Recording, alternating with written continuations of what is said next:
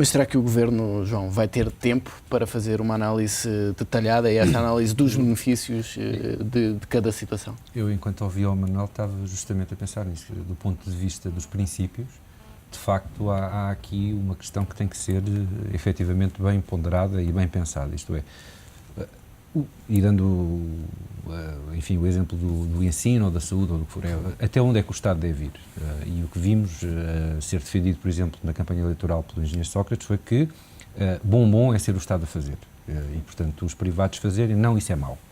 Essa discussão, enfim, já deu o que tinha a dar. O próprio modelo das PPPs, e eu tive, enfim, o privilégio de participar, pelo menos em duas parcerias, na negociação de duas parcerias público-privadas na área da saúde, e a ideia de base é boa. A ideia base é, no fundo, dizer o Estado tem que assegurar a cobertura, enfim, da saúde a nível nacional, o Estado faz mais caro do que os privados, portanto, de certa forma, o Estado subcontrata a quem faz mais barato, assegura o serviço. E quando se fala num negócio de parceria público-privada, é isso mesmo que se está a discutir. É um serviço público prestado por privados. Porquê? Porque o Estado entende que os privados prestam melhor esse serviço, sobretudo prestam de forma mais adequada, mais financeiramente mais correta do que o Estado. Eu estou convencido que se houvesse mais PPPs, provavelmente o buraco da saúde seria menor. E concordando com o Manel também, de facto a saúde neste momento não é um grande negócio porque ele vive sobretudo da referenciação que o Estado faz de doentes. Um hospital que não tenha referenciação por parte do Estado é um hospital que vai falir em pouco tempo porque ninguém tem dinheiro para pagar o que custa um tratamento a sério. E glosando um pouco aquilo que um colega meu dizia há relativamente pouco tempo, se eu tiver que me estampar de mota, que seja em Portugal, não seja nos Estados Unidos. Porque aqui em Portugal eu de certeza vou ser bem tratado e a preços módicos. E nos Estados Unidos tenho muitas dúvidas. Aliás, são conhecidos casos, ainda hoje falava com uma profissional de saúde, me contava uma história do John Hopkins em Houston, que pronto, tudo bem, a fundação que o sustenta no que diz respeito às crianças assegura o tratamento até ao fim, mas aos adultos, se o seguro de saúde para a meio, o tratamento é interrompido de imediato e a pessoa está condenada à morte. Portanto, não é um modelo de desregulação total que estamos aqui a discutir claramente, é um modelo de que, como é que o Estado se vai, posicionar em relação aos diversos serviços que deve assegurar, mas que, do meu ponto de vista, não deve prestar. Isto é, a ser assim, cairíamos num Estado semi-totalitário no que diz respeito à economia, que, enfim, devemos estar bastante longe disso. Mas, voltando à sua pergunta, e peço desculpa por este relativamente ao tempo que o Governo terá ou não para fazer esta avaliação. A questão é mesmo essa, quer dizer, nós neste momento estamos na posição de um devedor com muito pouca margem de manobra.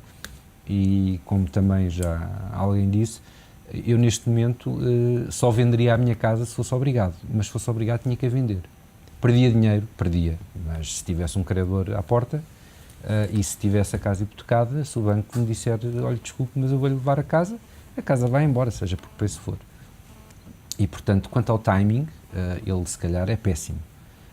Mas se os nossos credores disserem que querem o dinheiro e já, nós vamos ter que o arranjar. E, nesse caso, vamos ter que fazer as privatizações assim que houver condições para o fazer. Penso que, de facto, é a pior altura.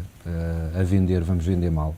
Há algumas coisas que, se calhar, vão ser mal vendidas até do ponto de vista estratégico. Eu, pessoalmente, no que diz respeito aos transportes e ao metropolitano de Lisboa, penso, sinceramente, que é uma área em que a intervenção pública deve ser forte, porque é estruturante, porque pode ser um instrumento de desenvolvimento ou de estagnação, criar condições de mobilidade da força de trabalho ao nível das grandes metrópoles, por aí fora, enfim, mas isso são outras discussões. Mas tenho, de facto, partilho do receio de que possamos ser obrigados a privatizar aquilo que ou não deve ser de todo privatizado, ou então não é a melhor altura para privatizar. Há algumas coisas que, todavia, eu penso que deveriam ser privatizadas, até para dar um sinal à sociedade. E uma delas, aquela que eu seguramente privatizaria, era o serviço da RTP, que não é serviço público.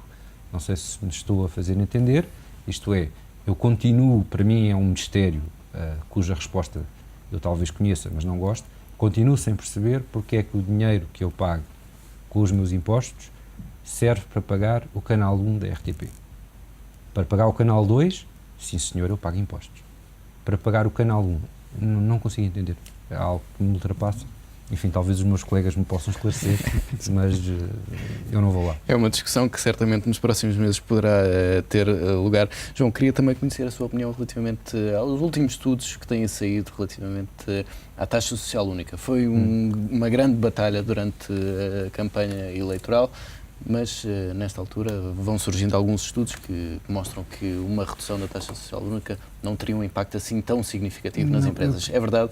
Eu penso que, aliás, não seriam necessários esses estudos para chegar a essa conclusão. Tive a oportunidade de discutir isso numa conferência na Almedina com alguns colegas, enfim, até mais sabedores do que eu da matéria, e de facto a conclusão unânime é que a redução de taxa social única acaba por não ser um fator decisivo, nem no que diz respeito à empregabilidade, ao aumento da capacidade de empregar por parte das empresas portuguesas, nem, sobretudo, quanto àquilo que seria o leitmotiv da redução da taxa social única, que seria um aumento da competitividade, permitindo às empresas, através da redução de custos com o fator trabalho, fazer uma redução dos preços.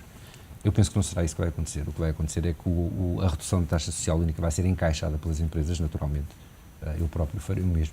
Sem qualquer outro tipo de reflexo, e continuo, enfim, a dizer aquilo que já disse aqui numa ocasião e volto a dizer.